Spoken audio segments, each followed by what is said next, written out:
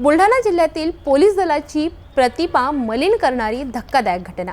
चिखली येथेच 5 पोलीस कर्मचाऱ्यांनी परराज्यातील वाहन चालकांकडून खंडणी उकळल्याचा प्रकार उघडकीस आला आणि पोलीस अधीक्षक निलेश तांबे यांनी थेट 5ही पोलीस कर्मचाऱ्यांना निलंबनाचा फटका दिला। पाहूया नेमके काय घडले।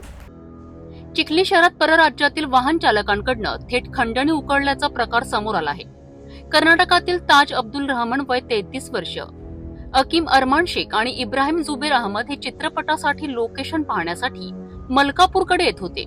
या दरम्यान चिखली बुलढाणा महामार्गावर त्यांचे वाहन चिखली पोलीस स्टेशन व जिल्हा वाहतूक शाखेतील 2 कर्मचाऱ्यांनी अडविले। वाहनांचे कागदपत्र तपासल्यानंतर कारवाई न करण्यासाठी 3000 रुपयांची मागणी करण्यात आली। त्यापैकी 1500 रुपये पेटीएमद्वारे जवळच्या चहा विक्रेत्याच्या QR कोडवर भरण्यात आले आणि वाहन पुढे सोडण्यात आले।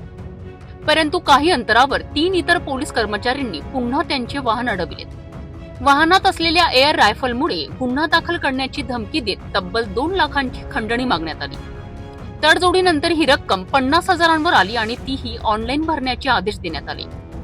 ताज अब्दुल रहमान यांनी संशय आल्याने तातडीने वाहन घेऊन निघण्याचा प्रयत्न केला, परंतु काही अंतरावर वाहनाचा अपघात झाला। यानंतर पोलिसांनी पैसे न दिल्यास मोठी कारवाई होईल अशी उघड धमकी दिली।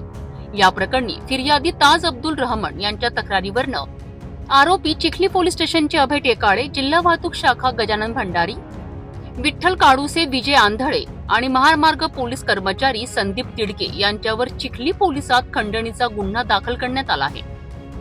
जिल्हा पोलीस अधीक्षक निलेश तांबे यांनी या प्रकरणाची गंभीरतेने दखल घेत तत्काळ 5ही आरोपी पोलीस कर्मचाऱ्यांना निलंबित केलेत। या घटनेने बुलढाणा पोलीस दलात एकच खळबळ माजली असून नागरिकांमध्ये संताप व्यक्त होत आहे। पोलीस हे जनतेचे रक्षण करते, पण जेव्हा त्यांच्या हातात गुन्हेगारी मानसिकता डोकावते तेव्हा समाजाचा विश्वास डळमळतो। जिल्हा पोलीस अधीक्षक निलेश तांबे यांची ही धडक कारवाई निश्चितच संदेश देणारी आहे की कायदा सर्वांसाठी समान आहे, मग तो गणवेशातला असो किंवा सामान्य नागरिक।